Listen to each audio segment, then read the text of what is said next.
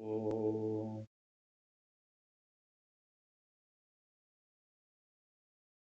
ஐந்து கரத்தனை ஆனை முகத்தனை இந்தின் இளம்பிறை போலும் எயிற்றனை நந்தி மகந்தனை ஞானக் கொழுந்தினை குந்தியில் வைத்தடி போற்றுகின்றேனே.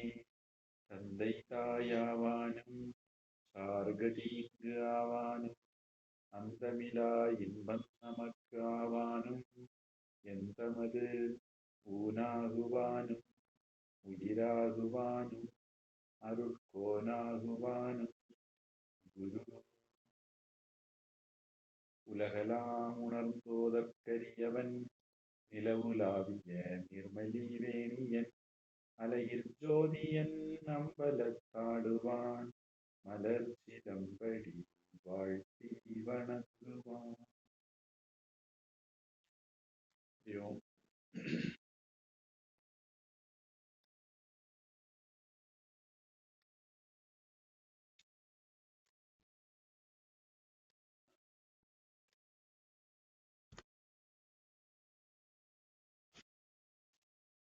போன வகுப்புல புகழ் சோழ நாயனார் வரலாறு பார்த்தோம். பொதுவா ரிப்பப்ளிக்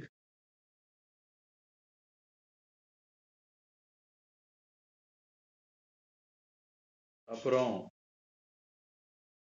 அதாவது குடியாட்சி, மக்களாட்சி, அதுக்கப்புறம் முடியாட்சி, மன்னராட்சி, பரம்பரையா நாம மன்னராட்சியில இருந்தோம். கம்யூனிஸ்ட் மாதிரி சில பேர் கிளம்பி மன்னராட்சிகளை எல்லாம் கவிழ்த்து விட்டுட்டு முடியாட்சி அப்படிங்கிற பேர்ல, குடியாட்சி அப்படிங்கிற பேர்ல, ஜனநாயகம் அப்படிங்கிற பேர்ல ஒரு புது விஷயத்த கிளப்புனாங்க. அது எவ்வளவு கேடுகெட்டதா இருக்குதுன்னு நாம எல்லாம் அனுபவிச்சுட்டு இருக்கிறோம்.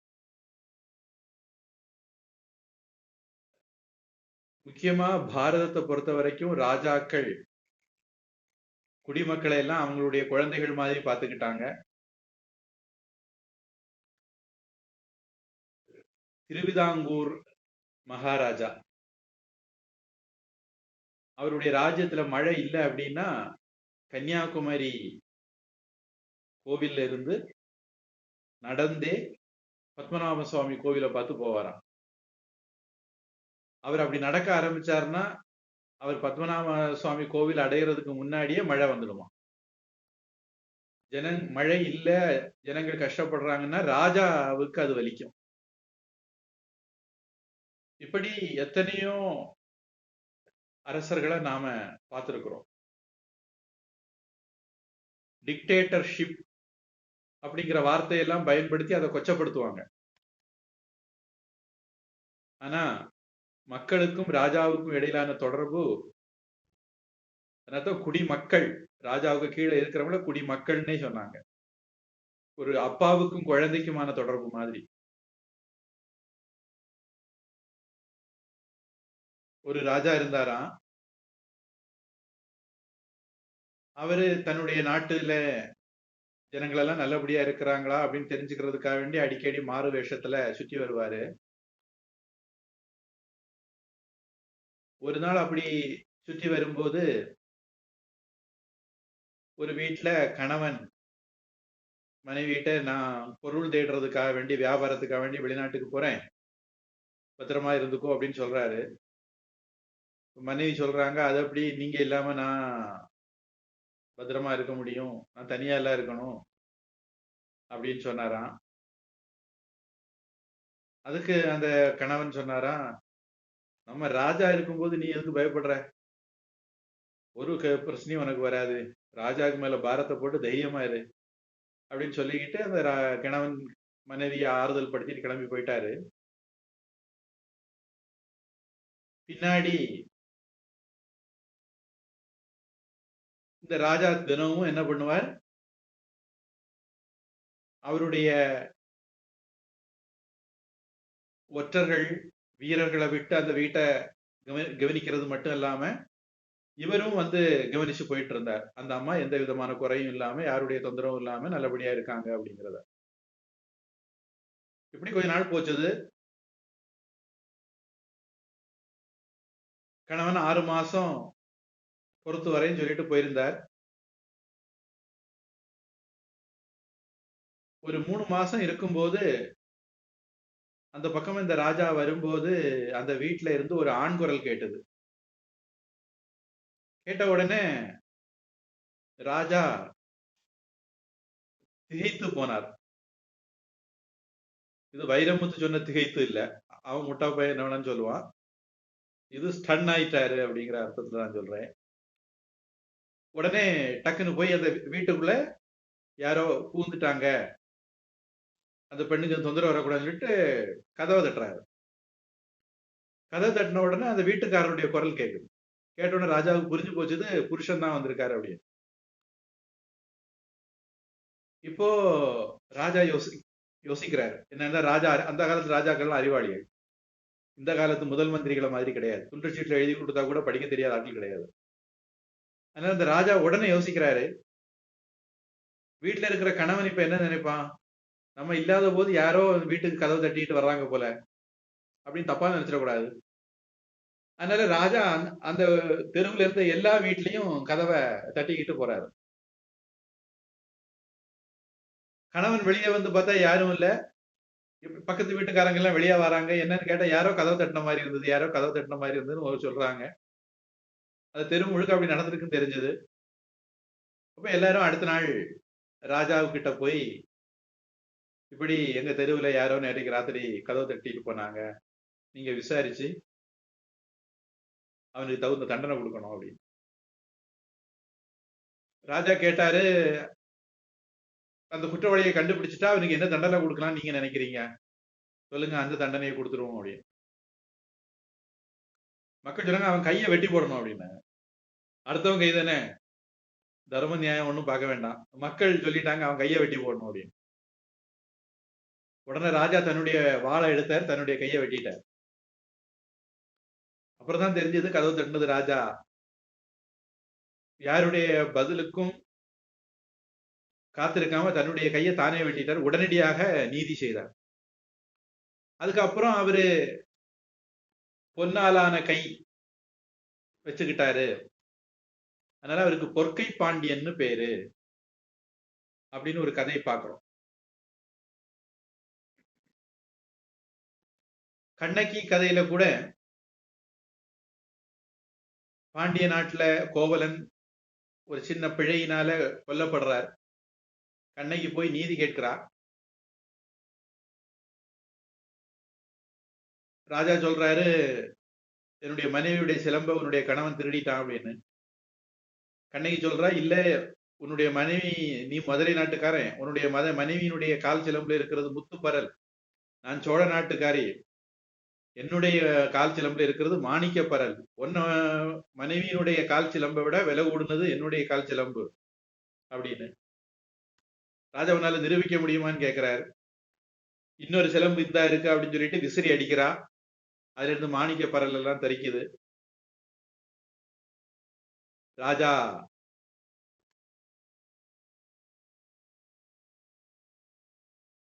உண்மையை உணர்ந்துக்கிறார்.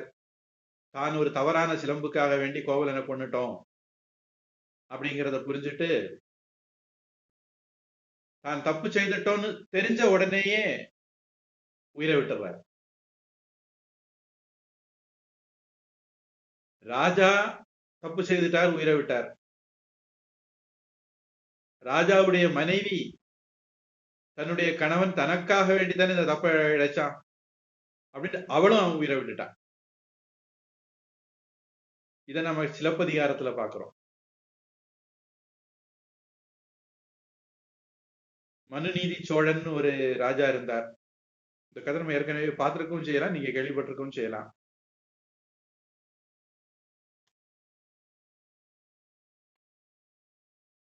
அவருடைய குழந்தை தேரோட்டி பழகிச்சது. அப்படி தேரை ஓட்டி போகும்போது நாம டூ வீலர் ஓட்டும் போது குறுக்க நாய் விழுந்து நம்மள தள்ளி விட்டுரும். அது மாதிரி அவருடைய தேருக்கு குறுக்க ஒரு சின்ன கன்றுக்குட்டி குறுக்க விழுந்து இறந்து போச்சு. பொதுவா அந்த கன்றுக்குட்டி, குதிரை குட்டி இந்த மாதிரிப்பட்ட குட்டிகள் எல்லாம் என்ன பண்ணும்னா ஓடி ஆடி பழகும், விளையாடும். அந்த மாதிரி அது விளையாடும் போது இது இந்த தேருக்கு குறுக்க வந்து விழுந்து இறந்து போச்சு. அந்த மனுநீதி சோழனுடைய அரண்மனையில ஒரு மணி இருந்தது. யாருக்காவது ஏதாவது குறை அப்படின்னா எப்ப வேணாலும் போய் அந்த மணியை அடிக்கலாம், யாரு வேணாலும் அடிக்கலாம். உடனே ராஜாவே வந்துருவார். மந்திரிகள் மற்றவர்கள் எல்லாம் இல்ல, ராஜாவே நேரடியா வந்து விசாரிப்பார். அப்ப ராஜா மணி அடிக்கிற சத்தம் கேட்டு வந்து பாக்குறார். அங்க ஒரு தாய் பசு மணி அடிக்குது. வீரர்களை மந்திரியை விட்டு விசாரிக்கிறார். இளவரசன் ஓட்டுன தேர் சக்கரத்துல விழுந்து அந்த பசுனுடைய கண்ணுக்குட்டி இறந்து போச்சுன்னு தெரியுது. உடனே ராஜா அந்த தாய் பசு படக்கூடிய கஷ்டத்தை நானும் பட்டாதான் அது நியாயம் செய்ததாகும் அப்படின்ட்டு தன்னுடைய பையனை தன்னுடைய தேர்க்கா சக்கரத்துல ஏத்தி கொண்டு போடுறார். அதுதான் மனுநீதி சோழன். அந்த மனுநீதி சோழன்கிற பேரை கூட வைக்கிறதுக்கு வக்கு இல்லாம தமிழ்நாட்டுல கொஞ்சம் பேர் இருக்காங்க. அது வேற தனி கதை. ஊரை ஏமாத்துற கோஷ்டி, கட்டுக்கதைகளை உருவாக்குற கோஷ்டி அவன் பேரையும் மாத்தி இருக்குதுன்னு கேள்விப்பட்டேன். ஷிபி அப்படின்னு ஒரு சக்கரவர்த்தி இருந்தார். சோழ குலத்துல வந்தவர், சூரிய வம்சத்துல வந்தவர். ஒரு நாள் அவருடைய முன்னாடி ஒரு புறா வந்து விழுந்தது. ஒரு கழுகுக்கு தப்பி வந்து விழுந்தது.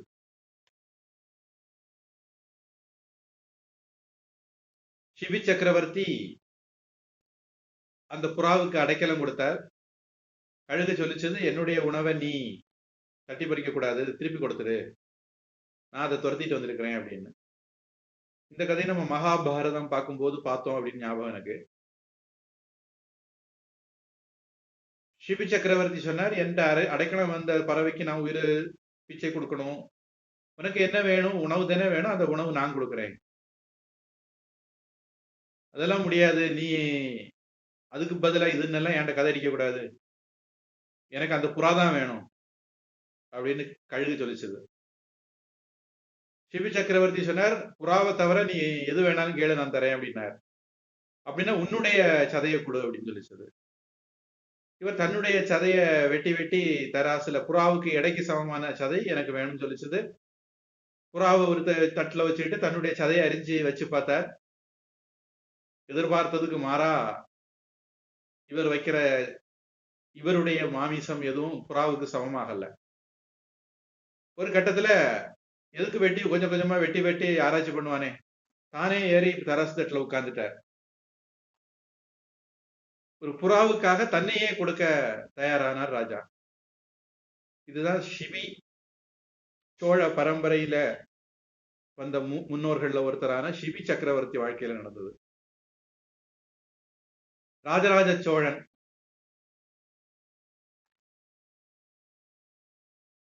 பெரிய கோவில் கட்டுறதுக்கான சிற்பிகளுக்கெல்லாம் இவரே போய் தொண்டு செய்திருக்கிறார் அப்படிங்கிறத பாக்குறோம்.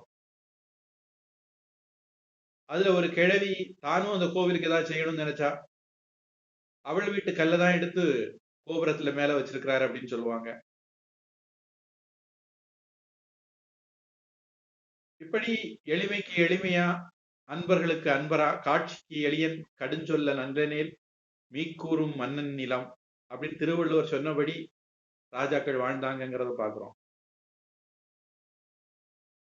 கரிகாலன் ஒரு ராஜா இருந்தார். முற்கால சோழர்கள்ல ஒருத்தர், கல்லணை கட்டினவர். இன்னும் அந்த அணை நிக்குது. எங்க புதிய அரசாங்கம் பாலம் கெட்டுது, அணை கெட்டுது, எல்லாம் தண்ணியோட போயிடுது. அந்த ராஜா கட்டி 2000 வருஷத்துக்கு மேல ஆச்சு. எத்தனை வருஷம் ஆச்சுன்னு தெரியாது. 2000 வருஷமாவது இருக்கணும். அந்த கல்லணை இன்னும் நிக்குது. இந்த கரிகால் சோழன் காடு திருத்தி நாடாக்குனவர் அப்படின்னு பெருமைக்குரியவர். எப்படி பாண்டவர்கள் காண்டவ பிரஸ்தத்தை இந்திரபிரஸ்தம் ஆக்குனாரோ அது மாதிரி இவரும் விளைநிலங்களை அதிகப்படுத்தினாருங்கிறத பாக்குறோம். இவர் ரொம்ப சின்ன குழந்தையா இருக்கும்போது பதவி ஏற்க வேண்டி வந்தது.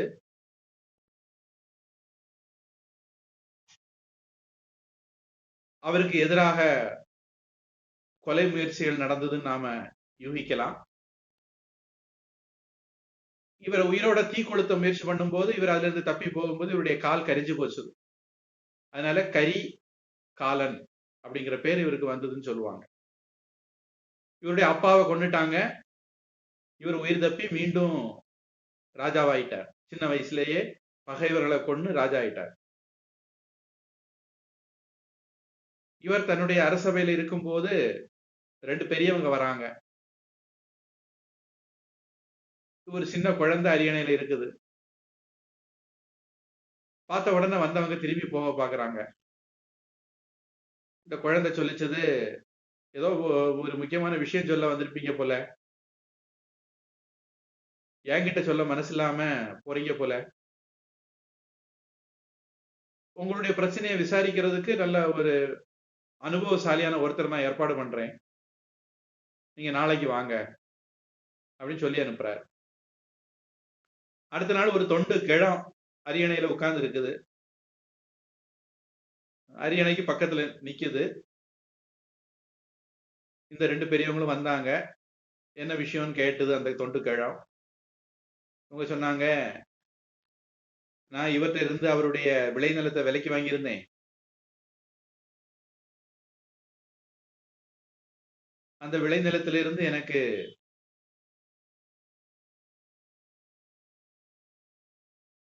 ஒரு புதையல் கிடைச்சது.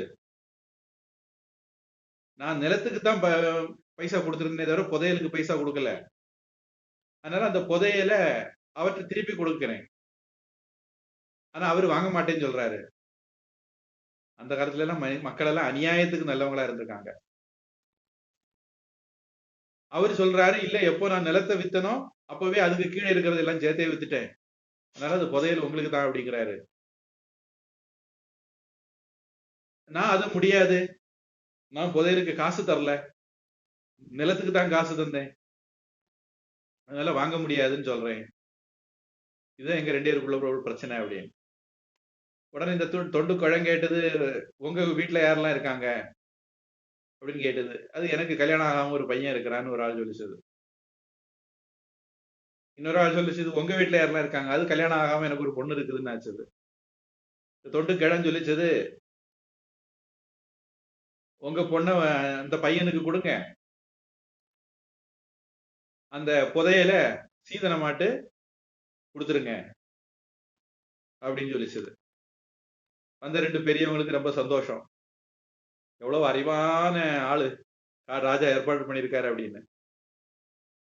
ரொம்ப சந்தோஷம் ராஜா, பெரியவரே, ராஜா உங்களை ஏற்பாடு பண்ணல எங்களுக்கு ரொம்ப சந்தோஷம், ரொம்ப நன்றி அப்படின்னு அவங்க கிளம்ப இருந்தாங்க. அப்ப இந்த தொண்டு கிளம்பிச்சு, ஒரு நிமிஷம் இருக்குன்னு சொல்லிட்டு தன்னுடைய நரைச்ச தாடி முடியெல்லாம் பிச்சு தூர போட்டுட்டு அந்த தொண்டு கிழம் கரிகால் சோழ நாட்டு காட்சி கொடுத்தது. இப்படி ஒரு அக்கறை, கரிசனம், எளிமை, மற்றவருடைய நன்மையை தன்னுடைய நன்மையாக கருதுறது, இதெல்லாம் நம்ம நாட்டு ராஜாக்களுக்கு ரொம்ப சகஜமான ஒரு குணம். இந்த மாதிரி கதைகள் நிறைய சொல்லலாம். அந்த பரம்பரையில வந்ததுனால புகழ் சோழரும் தெரியாம ஒரு பக்தரை யுத்தத்துல கொல்ல நேர்ந்ததுக்காக வேண்டி தன்னுடைய பையனுக்கு பதவியை கொடுத்துட்டு தான் தீக்குழியில இறங்கினார் அப்படிங்கிறது நமக்கு ஆச்சரியமா இருக்கலாம். இன்னைக்கு வாழக்கூடிய நமக்கு ஆச்சரியமா இருக்கலாம். ஆனா அன்னைக்கு வாழ்ந்த ஜனங்களுக்கு இப்படி நடக்கலைன்னா தான் ஆச்சரியமா இருக்கும்.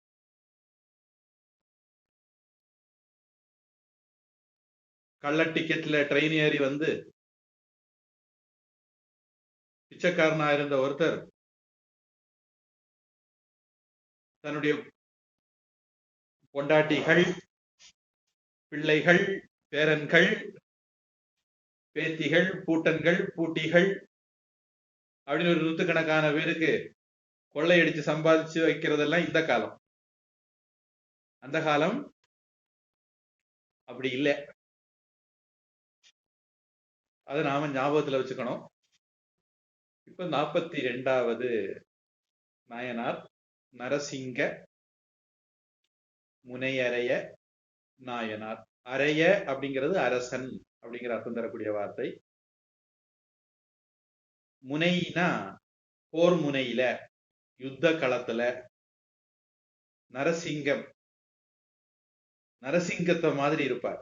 பரந்தபக அப்படின்னு நாம பகவத்கீதையில சொல்றோம் இல்லையா, அந்த மாதிரி எதிரிகளுக்கு சிம்ம சொப்பனமா இருப்பார். அதனால அவருக்கு நரசிங்க முனை அறைய நாயனார் அப்படிங்கிற பேரு வந்திருக்கலாம். திருமுனைப்பாடி அப்படிங்கிற நாட்டை ஆண்ட மன்னர்கள்ல ஒருவர் நரசிங்க முனையறைய நாயனார்.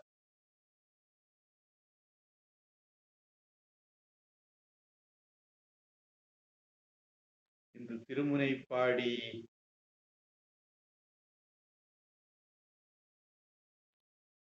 ஒரு முக்கியமான ஊரு. அது சம்பந்தமா வேற ஏதோ ஒரு தகவல்.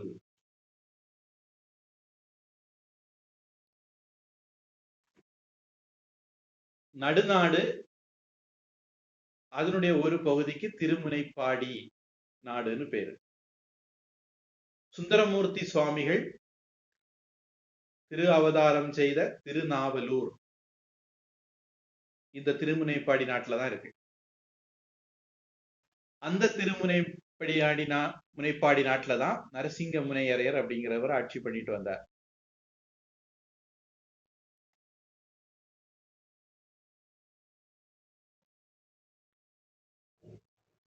கடையேழு வள்ளல்கள் 7 பேரு. அதுல முல்லைக்கு தேரிந்த பாரி அப்படிங்கிற ஒரு அரசன் உண்டு. நான் இதுக்கு முன்னாடி எல்லாம் குடிமக்களை காப்பாத்தின ராஜாவை பத்தி சொன்னேன். இந்த ராஜா எப்படின்னா, அரண்மனைக்கு வந்துட்டு இருந்திருக்கார். வழியில ஒரு முல்லை கீழே விழுந்து கிடந்தது. முல்லை பொதுவா கொம்புல தானே படரணும். கொம்பு இல்லாம இந்த முல்லை கஷ்டப்படுதுன்னு பார்த்தாரு இந்த ராஜா. உடனே தேர முல்லை கிட்ட கொண்டு விட்டு தேர்ல முல்லைய படத்தி விட்டுக்கிட்டு இவர் நடந்தே அரண்மனைக்கு வந்துட்டார். வாடிய பயிரை கண்ட போதெல்லாம் வாடினேன்னு வள்ளலார் சொன்னது மாதிரி ஒரு ராஜா தன்னுடைய நாட்டில் உள்ள ஒரு செடிக்கு கூட, ஓரறிவு உயிர் உள்ள செடிக்கு கூட கஷ்டம் வரக்கூடாதுன்னு நினைச்சிருக்காரு. இதுல பேகன் ஒரு ராஜா உண்டு. அந்த ராஜா இத மாதிரி வந்துட்டு இருக்கும் போது ஒரு மயில் குளிர்ல நடுங்கிறத பார்த்தாராம். உடனே தன்னுடைய போர்வையை எடுத்து அந்த மயிலுக்கு போர்த்திட்டு வந்துட்டாராம். தான் நடுங்கினாலும் பரவாயில்ல, மயில் நடுக்க கூடாது அப்படின்னு. இப்படிப்பட்ட ராஜாக்கள் எல்லாம் வாழ்ந்த மரபுல பிறந்தவங்க நாம. அந்த பாரிக்கு அங்கவை சங்கவைன்னு 2 பெண்கள். இந்த 2 பேரையும் திருக்கோவலூர்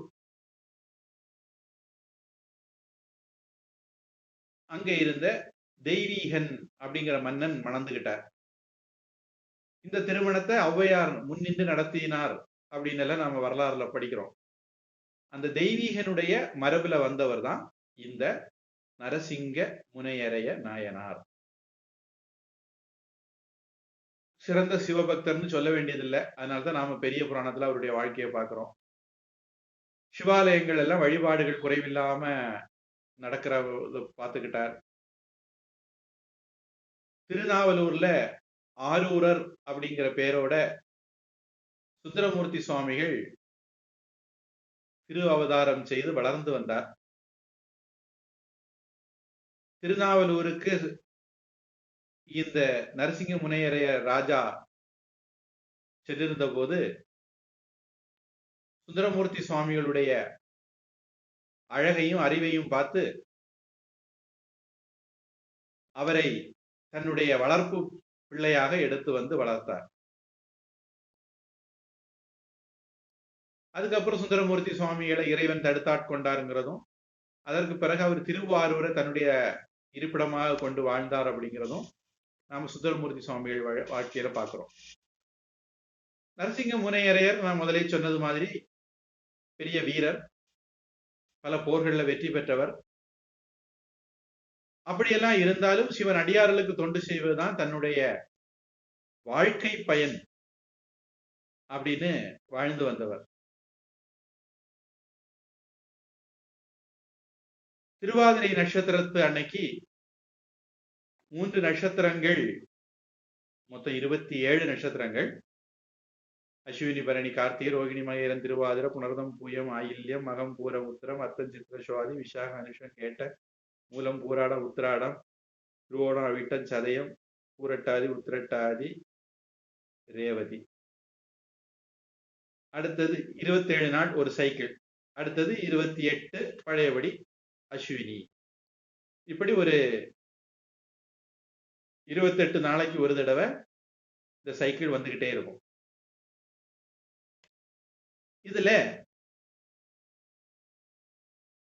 திரு தெய்வீகமான அப்படிங்கிற பெருமையோட சில நட்சத்திரங்கள் இருக்கு.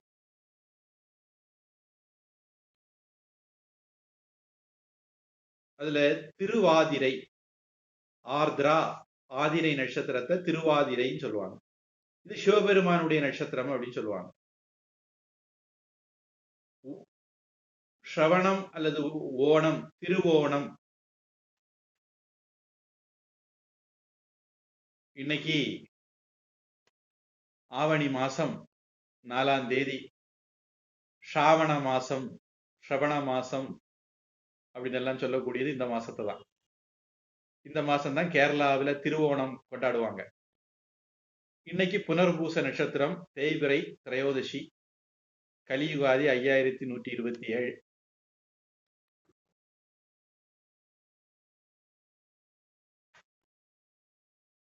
இந்த ஸ்ரவண நட்சத்திரத்துக்கு திருவோணம் அப்படின்னு சொல்லுவோம். திரு சேர்த்து சொல்லுவோம். விஷ்ணுடைய நட்சத்திரம் சொல்லுவோம்.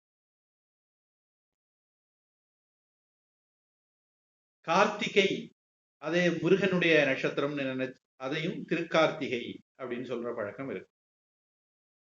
அப்படி சிவபெருமானுடைய நட்சத்திரமான திருவாதிரை நட்சத்திரத்தை அன்னைக்கு விசேஷ பூஜைகள் எல்லாம் பண்ணி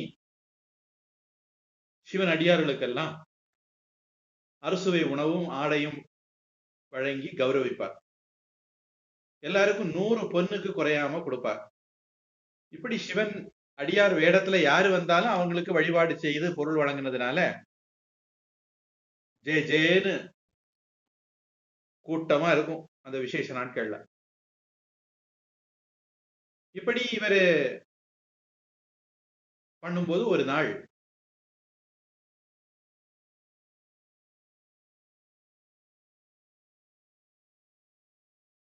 ஒரு சிவனடியார் வேடத்தில் இருந்த ஒருத்தர் இதை வாங்குறதுக்காண்டி வந்தார். அவரை பார்த்த உடனே உண்மையான சிவனடியார்களுக்கு எல்லாம் தெரிஞ்சது இவன் உண்மையான சிவனடியார் இல்ல, சும்மா வேஷதாரி.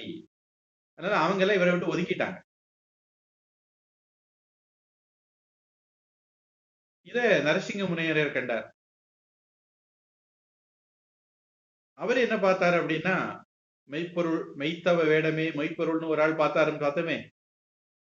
அதுக்கு பிறகு அதே மாதிரி பல கலைகள் பார்த்துட்டோம். அத மாதிரி நரசிங்க முனையராரும் சிவனடியார் வேடத்துல இருந்தா அவர் சிவனுக்கு சமானம். அதனால இவர் அவரை தேடி போய், அவர் போயிடக்கூடாதுன்னு அவர் தேடி போய் வணங்கி மரியாதை பண்ணி, அவர் சங்கடப்படக்கூடாது, மற்ற அடியார்கள் எல்லாம் ஒதுக்கிட்டதுனால அவருக்கு மனசங்கடம் வந்துடக்கூடாதுன்ட்டு எல்லாருக்கும் 100 பொண்ணு கொடுத்தானே அவருக்கு 200 பொண்ணு கொடுத்து வழிபாடு பண்ணார்.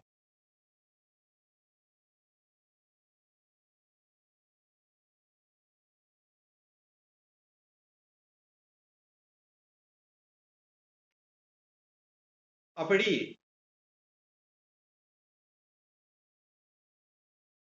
சிவனுடைய அடியார் வேடத்துக்கு இவ்வளவு மரியாதை கொடுத்து வாழ்ந்தவர் நரசிங்க முனியரையர். பொய்யான அடியாரா இருக்கலாம் அப்படின்னு தெரிஞ்சாலும் அவர் சிவன் அடியார் வேடத்துல இருந்ததுனால அவருக்கு வழக்கத்தை விட அதிகமான கௌரவம் பண்ணி அனுப்பி வச்சார் அப்படின்னு பாக்குறோம்.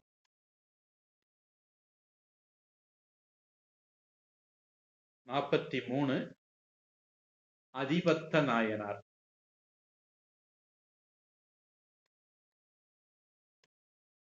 சென்னை மாதிரி கடற்கரையை ஒட்டின இடங்கள்ல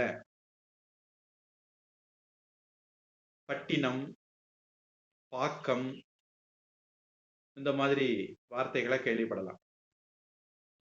தொல்காப்பியத்துல இலக்கணத்திலேயே எந்த 5 நிலங்களுடைய ஊர்களுக்கு என்னென்ன பேரு, என்ன தெய்வம், என்ன உணவு முறை, இப்படி ஒரு பட்டியல் இருக்கு. 5 திணைகளுக்கு உரிய கருப்பொருட்கள், உரிப்பொருள்கள் அப்படின்னு எல்லாம் பள்ளிக்கூடத்துல படிக்கிற காலத்துல இதெல்லாம் படிக்கிறது பெரிய தலைவலி பிடிச்ச வேலை. ஏன்னா நிறைய டேட்டாவா இருக்கும். இதுல நெய்தல் நிலம் அப்படின்னு கடலும் கடலை சார்ந்த இடத்தை சொல்லுவாங்க. இந்த நெய்தல் நிலத்துக்குரிய ஊர் பேரு பட்டினம், பாக்கம் அப்படின்னு சொல்லுவாங்க. சென்னையில நிறைய பட்டினங்கள் இருக்கு. பட்டினப்பாக்கம்னே ஒரு ஊர் இருக்கு, பாக்கங்களும் இருக்கு. நாகப்பட்டினம் நம்முடைய வரலாறுல ரொம்ப முக்கியமான ஒரு இடம். அடிக்கடி புயல் தாக்கக்கூடிய இடம், கேள்விப்பட்டிருக்கலாம். காவிரி பூம்பட்டினம் இருந்த இடம் இன்னைக்கு இல்ல, கடல்ல மூழ்கிட்டதுன்னு சொல்றாங்க. கண்ணகி காலத்துல சிலப்பதிகாரத்துல காவிரி பூம்பட்டினம் நடந்த இந்திர விழாவுக்கு போனாங்கன்னு எல்லாம் கதை வருது. சோழ நாட்டினுடைய முக்கியமான வாணிக துறைமுக நகரம், அதாவது மும்பை, கல்கத்தா, இந்த மாதிரி ஒரு முக்கியமான நகரமா இருந்தது காவிரி பூம்பட்டினம். அந்த காவிரி பூம்பட்டினத்துக்கு அடுத்த சிறப்புடையது நாகப்பட்டினம்.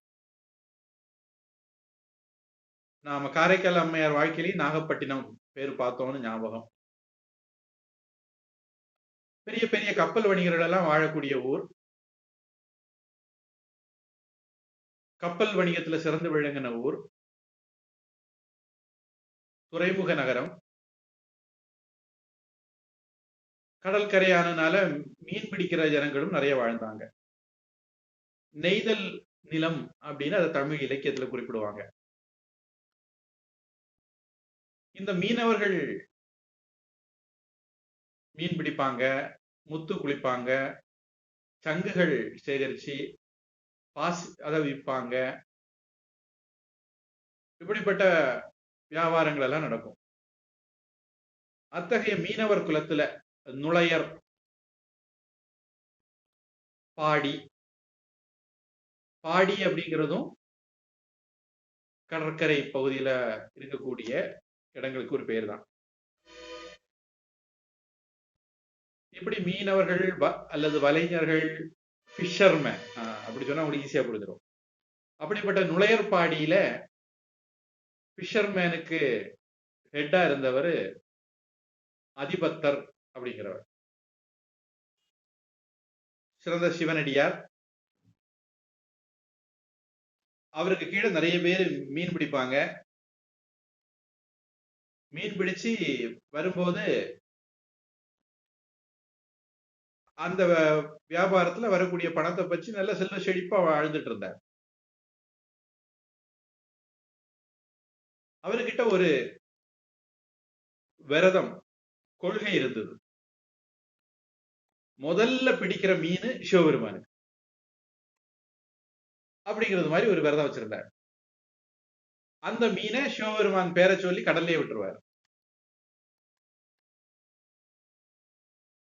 இது நம்ம பல பேருக்கும் கூட உள்ள ஒரு பழக்கம் தான். மூத்த குழந்தைய கடவுளுக்குன்னு கொடுத்துருவேன். நம்ம வீட்டுல வாழை முதல் கொலை போட்டதுன்னா அது கோவிலுக்கு கொடுத்துருவோம். தென்னை கொலை போட்டதுன்னா முதல் கொலை கோவிலுக்கு. பசு கண்ணு ஈன்றதுன்னா முதல்ல கறக்கிற பால் கோவிலுக்கு. இந்த மாதிரி பழக்கம் இன்னமும் கூட கிராமங்கள்ல இருக்கு, கடைபிடிக்கிறவங்க இருக்காங்க. குறைஞ்சிட்டு வருது, மறைஞ்சிட்டு வருது, ஆனாலும் கடைபிடிக்கிறவங்க இருக்காங்க. புத்த மதத்துல கேள்விப்பட்டிருக்கிறேன். புத்த மதம் ரொம்ப சிறப்பா வாழ்ந்ததுக்கு காரணம், புத்த மதத்தை சேர்ந்தவங்க எல்லாருமே அவங்க வீட்டு முதல் குழந்தைய ஆண்டவனுக்கு அர்ப்பணிச்சிருவாங்க. கிறிஸ்தவத்திலையும் புத்த மதத்தை காப்பி அடிச்சு இந்த பழக்கம் இருந்தது அப்படின்னு தெரிய வருது. நம்ம வீட்டுல இருக்கிற விளைபொருளையோ, காயோ, கனியோ, நெல்லோ, புல்லோ நம்ம சொந்த குழந்தையா இருந்தா கூட மூத்த குழந்தை முதல் குழந்தை ஆண்டவனுக்கு.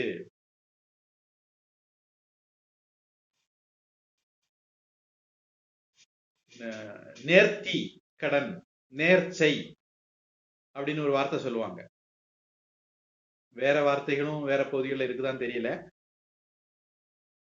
ஆண்டவனுக்கு காணிக்கை அப்படின்னு சொல்லலாம். அப்ப முதல் மீன் எவ்வளவு குறைவா மீன் கிடைச்சாலும் சரி, கிடைக்கிற மீன் எவ்வளவு பெரிதா இருந்தாலும் சரி, கடல்ல விட்டுருவார். பகவானுக்கு சிவபெருமானுடைய மீன் விட்டுருவார். ஒரே ஒரு மீன் கிடைச்சா என்ன பண்ணுவார்னா அப்பவும் விட்டுருவார். விட்டுட்டு வெறுங்கையோட வீட்டுக்கு வருவார். இப்படி இவர் விரதம் மாறாம வாழ்ந்துட்டு இருக்கிற காலத்துல சிவபெருமானுக்கு அவரை சோதிக்கணும்னு ஆசை வந்துச்சு. சிவபெருமானுக்கு தான் அடிக்கடி சோதிக்கணும்னு ஆசை வரும், விபரீதமான ஆசை எல்லாம் வருவேன். இவருக்கு தொடர்ந்து ஒரு மீன் தான் கிடைக்கும். அந்த மீனை ஆண்டவனுக்குன்னு விட்டுட்டு வந்துடுவார். இப்படியே மீன்கள் கிடைக்கிற எண்ணிக்கை குறைஞ்சதுனால வியாபாரம் குறைஞ்சு, செல்வ வளம் குறைந்து, அவர் ஏழ்மையை பார்த்து போகிறார். ஆனாலும் முதல் மீனை இறைவனுக்குன்னு விடுறது அப்படிங்கிற விரதத்துல இருந்து அவர் மாறவே இல்லை. இந்த விஷயம் நீங்க கூட கேள்விப்பட்டிருக்கலாம். முதல் சம்பளத்தை அம்மா கையில கொடுக்கிறது, முதல் சம்பளத்தை அப்பா கையில கொடுக்கிறது, அல்லது முதல் சம்பளத்தை பொண்டாட்டி கையில கொடுக்கிறது. இப்படி கூட சில பேர் விரதம் வைப்பாங்க. இவர் அந்த மாதிரி முதல் மீனை விட்டு விட்டு விட்டு விட்டு வறுமையாகி பொண்டாட்டி பிள்ளைகள் எல்லாம் பட்டினியில கஷ்டப்பட்டாலும் இவர் அவருடைய விரதத்தை இருந்து விலகவே இல்லை. நாம முன்னாடியே நான் சொல்லியிருக்கிறேன், நாயன்மார்கள் வரலாறு அப்படிங்கிறதுல முக்கியமான விஷயம் என்னன்னா, ஒரு விரதம் எடுத்தாங்கன்னா அந்த விரதத்துல உடும்பு பிடியா இருப்பாங்க. எந்த கஷ்டம் வந்தாலும் விட மாட்டான். ஒரு நாள் ஒரு மீன் மட்டும் கொடுத்துட்டு இருந்த ஆண்டவனுக்கு இவரை இன்னும் சோதிக்கணும் அப்படி ஒரு ஆசை வந்தது. அதனால என்ன பண்ணாரு, சீதா பிராட்டிக்கு பொண்ணு வைரம் வைடூரியம் எல்லாம் உள்ள மான் வந்தது மாதிரி, தங்கமான் வந்தது மாதிரி, இவருக்கு ஒரு வைர மணிகள் எல்லாம் நவ மணிகளும் பதிச்ச ஒரு மீன் கிடைச்சது. அவருடைய வேலைக்காரர்களுக்கெல்லாம் ஒரே சந்தோஷம். ஆஹா, இவ்வளவு நாள் வியாபாரம் படாம வராம இருந்ததுக்கு இந்த ஒரு மீனை வித்தாலே இத்தனை வருஷத்துக்கு நஷ்டத்தெல்லாம் செய்து கட்டிடலாம், இன்னும் பல வருஷத்துக்கு உட்கார்ந்து சாப்பிடலாம் அப்படின்னு நினைச்சிட்டு கொண்டு வந்தாங்க. கொண்டு வந்து இவர்கிட்ட கொடுத்தாங்க. இவர் பார்த்தாரு, இன்னைக்கு இந்த ஒரு மீன் தான் கிடைச்சதா? ஆமா, சரி அப்படின்ட்டு கடல்ல விட்டார்.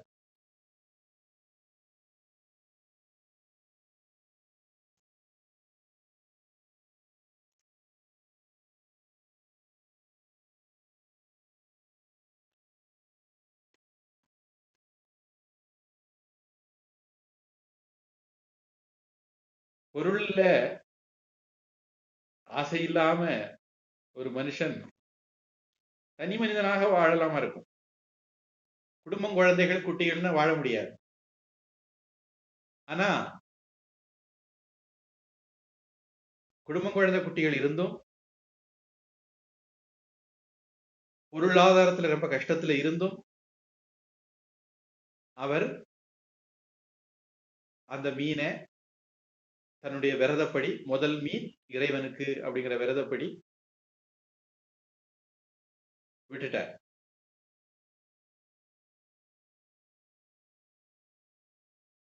எடுத்த விரதத்தை விடுவதுதான் பாவம். மீனை விடுறது, குடும்பம் குழந்தைகள் பட்டினியில சாகிறது பாவம் இல்லை அப்படின்னு நினைச்சார்.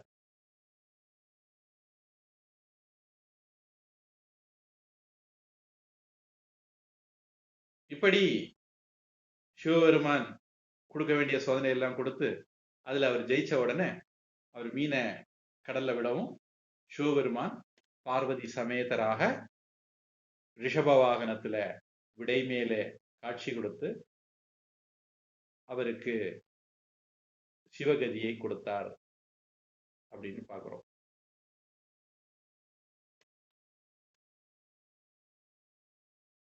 நாற்பத்தி 4வது நாயனார் கலிக்கம்ப நாயனார். நடுநாட்டுல பெண்ணாகடம் அப்படிங்கிற ஒரு திருத்தலம் இருந்தது. திருஞான சம்பந்த பெருமான், திருநாவுக்கரசு சுவாமிகள் எல்லாம் வந்து பாமாலை பாடின திருப்பதி அது. அங்குள்ள திருக்கோவிலுக்கு தூங்கானை மாடம் அப்படின்னு பெயர். அந்த ஊர்ல வணிகர் குலத்துல கலிக்கம்பர் அப்படிங்கிற ஒரு அடியார் வாழ்ந்து வந்தார். சிவபெருமான் மாறாத அன்பு உள்ளவர். தினமும் தூங்கானை மாடம் கோவிலுக்கு போய் வழிபடுவார். அடியவர்களுக்கு உணவு, உறைவிடம், பொன்னு, பொருள் எல்லாம் கொடுத்து உபசரிப்பார். அது அவருடைய திருப்பணி. இப்படி அவர் வாழ்ந்து வரக்கூடிய நாள்ல அவருடைய வீட்டுல ஒரு நாள் அடியவர்களுக்கெல்லாம் உணவு கொடுக்கணும். வரிசையா வந்து நிக்கிறாங்க. இவரு பெரியவங்களுக்கு உணவு கொடுக்கறதுக்கு முன்னாடி அதுக்குன்னு ஒரு சம்பிரதாயம் உண்டு. அவர்களை வரவேற்று அவருடைய காலை அலம்பி சந்தன குங்குமம் எல்லாம் வச்சு வணங்கி ஆசனம் கொடுத்து அமர்த்தி, இப்படி எல்லாம் ஒரு முறை உண்டு இல்லையா? இத மாதிரி அவர்கள் ஒவ்வொரு அடியாருடைய காலை கழுவி வீட்டுக்குள்ள அனுமதிச்சுட்டு இருக்காரு. சகதர்மினி, தர்மபத்தினி, வாழ்க்கை துணை, அவருடைய மனைவி அதுக்கு ஒத்தாசம் பண்ணிட்டு இருக்காங்க. அவங்க தண்ணி விட்டு கொடுக்குறாங்க, இவர் காலை அலம்புறாரு. இப்படி விட்டுட்டே இருக்கும்போது ஒரு அடியார் வந்த உடனே வீட்டம்மா தண்ணிய விடல. அந்த அம்மா வந்த அடியார பார்த்தாங்க. இவன் நம்ம வீட்டுல வேலைக்கு இருந்த பையல சண்டை போட்டுட்டு போனவாச்சே அப்படின்னு யோசிச்சாங்க. நம்ம வீட்டு வேலைக்காரனுக்கு நம்ம தண்ணி விடணுமா, தண்ணி விட்டு கால்கள் அலம்புறதா அப்படின்னு ஒரு யோசனை அவங்க மனசுக்குள்ள ஓடிட்டு இருந்தது. ஒருவேளை அடுத்த ஒரு செகண்ட்ல அவங்க தண்ணியை விட்டுருப்பாங்களா இருக்கும். ஆனா இவரு இந்த தண்ணி விடுறதுக்கு ஒரு செகண்ட் லேட் ஆயிட்டது. அந்த ஒரு செகண்ட் லேட் ஆன உடனே பார்த்தாரு, அந்த அம்மா கையில இருந்து சொம்ப வாங்கினாரு, வாழை எடுத்தாரு, அந்த அம்மா கையை வெட்டி போட்டாரு. வீட்டம்மா கைய அடியவர்களுக்கு பாதத்தை அலம்புறதுக்கு தண்ணி விடாததுனால சிவன் அடியார்களை பாரபட்சம் பார்க்க கூடாது, ஏற்றத்தாழ்வு பார்க்க கூடாது, நல்லவங்க கெட்டவங்க பார்க்க கூடாது, அவர்களை விலை இருத்துறதுக்கு, அவர்களை தராதரம் பார்க்கறதுக்கு நாம யாரு? நாம வெறும் தொண்டர்கள். அவருடைய நல்லது கெட்டதை எடை போடுறதுக்கு நமக்கு தகுதி கிடையாது. என் கடன் பணி செய்து கிடப்பதே. தன்னுடைய மனைவி செய்தது தப்பு அப்படின்னு நினைச்சுக்கிட்டு அவங்களுடைய இந்த கை தானே தண்ணி விடல, அந்த கையை வெட்டி போட்டார். வெட்டிட்டு அவரே தண்ணியை விட்டாரு, காலால முனாரு, எல்லாருக்கும் அவரே பரிமாறினாரு. வழக்கமா மனைவி பரிமாறணும், அவரே பரிமாறி ஆகணும். இப்படி தன்னுடைய மனைவி அடியார்களை தராதரத்தை பார்த்து தொண்டு செய்ய நினைச்சதுக்காக வேண்டி அவங்களுடைய கையை வெட்டி விட்டார்.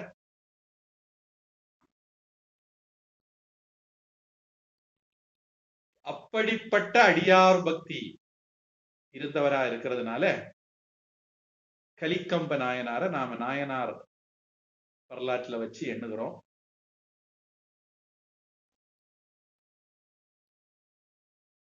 இறைவன் அடியார்கள் அதுக்கு முன்னாடி அவங்க எப்படி வேணாலும் இருந்திருக்கலாம். சிவ வேடம் பூண்டாச்சதுன்னா அதுக்கு பிறகு அவங்க சிவன் அடியார்கள், அவ்வளவுதான். அதுக்கு மேல நாம அவங்களுடைய முற்காலத்தை பற்றி, முன் குணங்களை பற்றி, நடத்தைகளை பற்றி, ஆச்சாரங்களை பற்றி, வாழ்க்கையை பற்றி எல்லாம் யோசிக்கிறதுக்கு எதுவும் இல்லை. சொல்லுவாங்க, ரிஷி மூலம் நதி மூலம் பார்க்க கூடாது அப்படின்னு நம்ம ஊர்ல சொல்லுவாங்க. வால்மீகி தெரியாதா, அவன் கொள்ளக்காரன் தானே அப்படின்னு எல்லாம் பேசக்கூடாது. அது ரொம்ப தவறான போக்கு. அந்த மாதிரி தவறான முன்னுதாரணமாக இல்லாம சரியான முன்னுதாரணமாக இருந்ததுனால கலிக்கம்பரையும் நாம நாயன்மாரை வரிசையில வச்சு எண்ணுகிறோம்.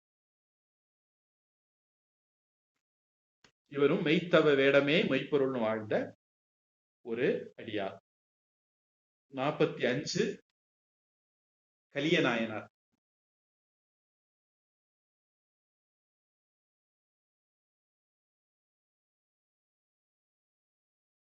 எழுத்தறியும் பெருமான் எழுந்தருளி இருக்கிற திருவொற்றியூர் தொண்டை நாட்டுல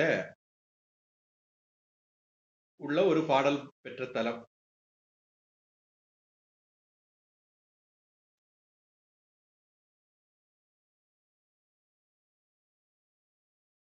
கடற்கரை அடுத்துள்ள இந்த திருவொற்றியூர் ஊர்ல சக்கரப்பாடி அப்படின்னு ஒரு தெரு இருந்தது. அந்த தெருவுல எண்ணெய் வணிகர், செக்காலைன்னு சொல்லுவாங்க, அவங்க வாழ்ந்து வந்தாங்க.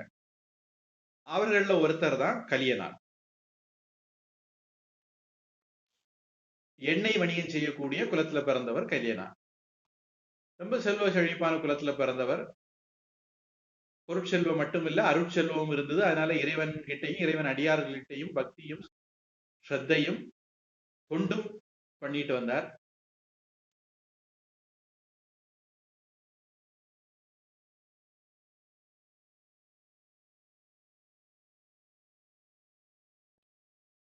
அவர் என்ன பண்ணாரு, எண்ணெய் வணிகமா இருந்ததுனால சிவபெருமானுக்கு திருவிளக்கு ஏற்றுதல் அவருடைய திருப்பணியாக எடுத்து பண்ணிட்டு இருந்தார்.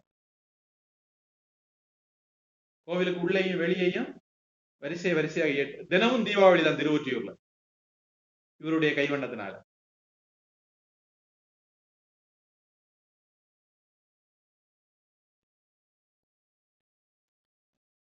பல வேலைக்காரங்களோட சேர்ந்து இவரும் விளக்கேற்றுவார்.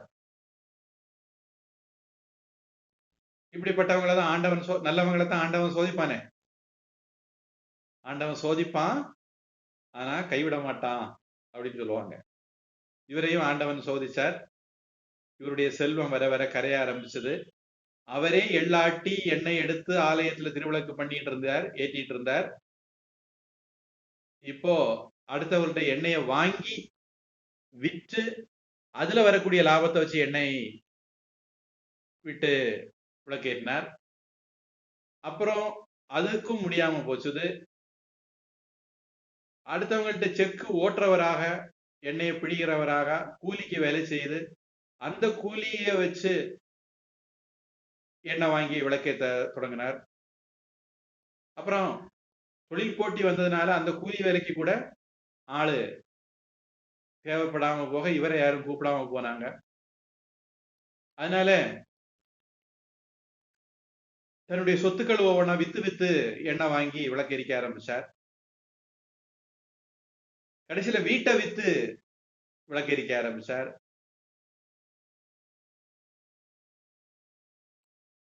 ஊர்லதான் நரம்பில்லாத நாக்குகள் நிறைய இருக்குமே, இல்ல எலும்பில்லாத நாக்குகள்னு சொல்லுவோம். அதுல ஒருத்தன் சொன்னா, இனி இப்படியே போனா பொண்டாட்டிய விற்க வேண்டியதுதான்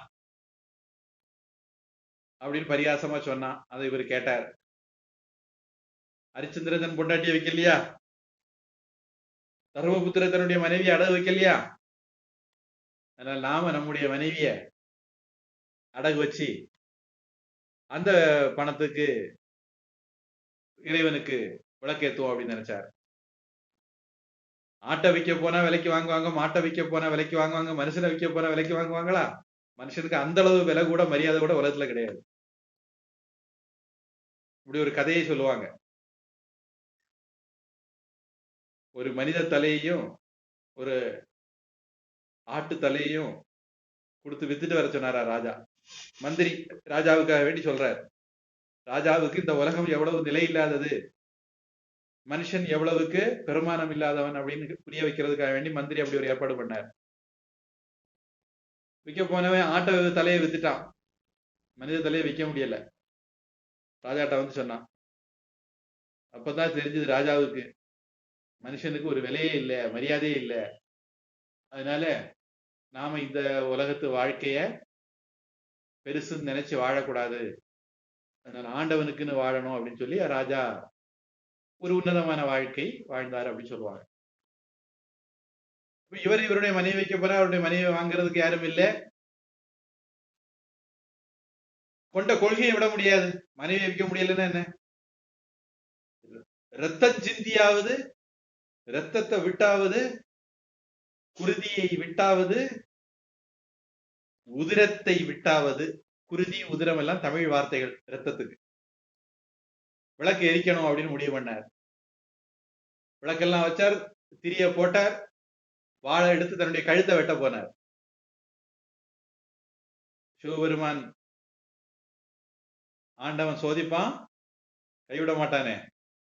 சிவபெருமான் அவருடைய கையை பிடிச்சு நிறுத்தி பார்வதி சமேத்தராக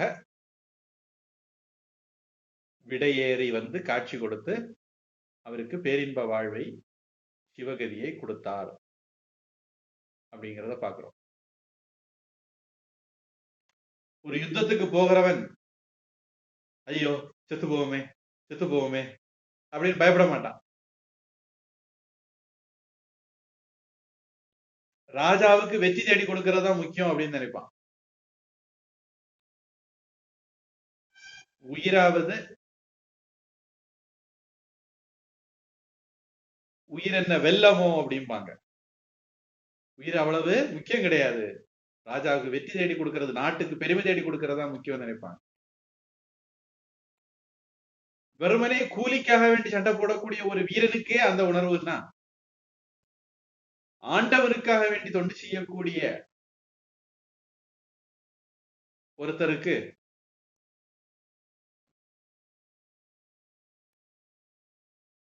தன்னுடைய உயிர் போனாலும் பரவாயில்ல, இறைவனுடைய திருவிளக்கு ஏற்றதுதான் முக்கியம். திருவிளக்கு ஏற்ற நாயன்மார்களும் நாம ஏற்கனவே பலது பார்த்துட்டோம். அந்த வகையில இந்த கலிய நாயனாரும் விளக்கேற்றதுதான் முக்கியம், உயிர் துச்சம் அப்படின்னு இறைவனுக்கு விளக்கேற்ற முன் வந்தார்.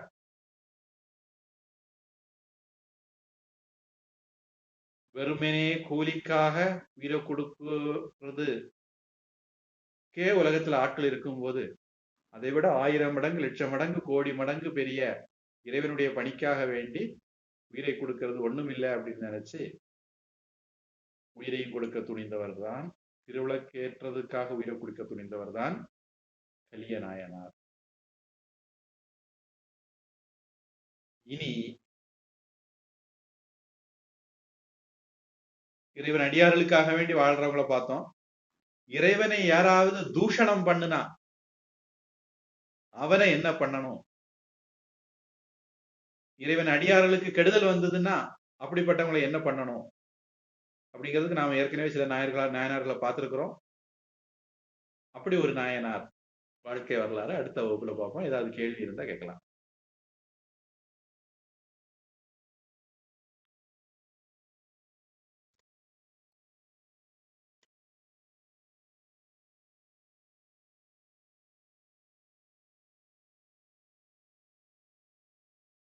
அப்ப எதுவும் கேள்வி இல்லைன்னா பிரார்த்தனை.